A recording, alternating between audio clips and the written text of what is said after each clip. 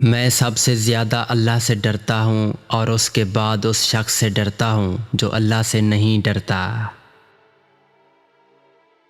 خود کو اللہ کی رضا کے سامنے ایسے ڈال دو جیسے سمندر میں لکڑی کا بے جان تختہ تیرتا ہے۔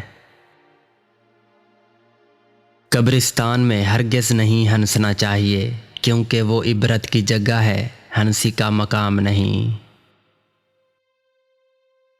دنیا میں ہر چیز بہانے سے ملتوی کی جا سکتی ہے مگر تقدیر اور موت نہیں۔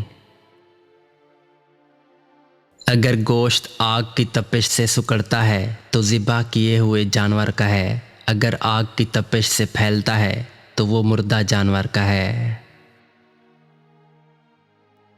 مشکلات میں گھبرانا نہیں چاہیے، ستارے ہمیشہ اندھیرے میں ہی چمکتے ہیں۔ اگر تو بیکار پتھر ہے تو کسی صاحب علم کے پاس بیٹھ، گوہر بن جائے گا۔ دنیا کا طاقتور انسان وہ ہے جو زیادہ تنہا رہتا ہے۔ کسی عاشق اور کسی متعصب سے بحث نہ کرو کیونکہ عاشق کے پاس ایک اندھا دل اور متعصب شخص کے پاس بند دماغ ہوتا ہے۔ وقت کو ذرا وقت دو، وقت آنے پر وقت بدل جائے گا۔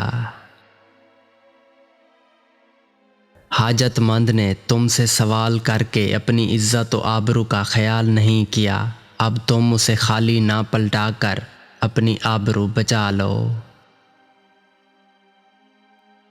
کیچڑ مت اچھالو، یہ دوسروں پر پڑے نہ پڑے لیکن تمہارے ہاتھ یقیناً خراب ہو جائیں گے۔ ہم غلطیاں کرتے ہیں اور ان کا نام تجربہ رکھ دیتے ہیں۔ جنگ محبت سے بہتر ہے کیونکہ جنگ کے آخر میں یا تو انسان زندہ رہتا ہے یا مر جاتا ہے، لیکن محبت کے آخر میں انسان نہ تو مرتا ہے نہ جیتا ہے۔ حسن ایک جال ہے جس سے قدرت عقلوں کا شکار کرتی ہے۔ 1000 قابل انسان مر جانے سے اتنا نقصان نہیں ہوتا جتنا ایک احمق کے صاحب اختیار ہو جانے سے ہوتا ہے۔ ظالم کے خلاف جتنی دیر سے اٹھو گے اتنی زیادہ قربانیاں دینی پڑیں گی۔ ان لوگوں جیسے نہ بن جانا جو محفل میں شیطان پر لعنت کرتے ہیں اور تنہائی میں اس کی پیروی کرتے ہیں۔ جب غیرت زنگ آلود ہو جائے تو پھر تلواریں صرف رقص میں استعمال ہوتی ہیں۔ جب کوئی دل کے دروازے پر دستک دے تو دروازہ فوراً مت کھولا کریں کیونکہ کچھ لوگوں کی عادتیں بچوں جیسی ہوتی ہیں، دستک دے کر بھاگ جاتے ہیں۔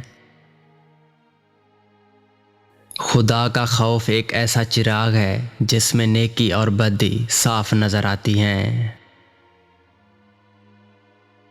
اپنی آواز کے بجائے اپنے دلائل کو بلند کیجیے، پھول بادل کے گرجنے سے نہیں برسنے سے اگتے ہیں۔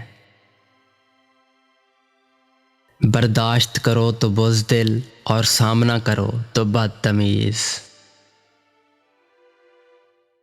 دنیا تمہارے پیچھے دوڑے گی اگر یہ 3 اصول اپنا لو: یقین، نظم و ضبط اور بے لوث لگن۔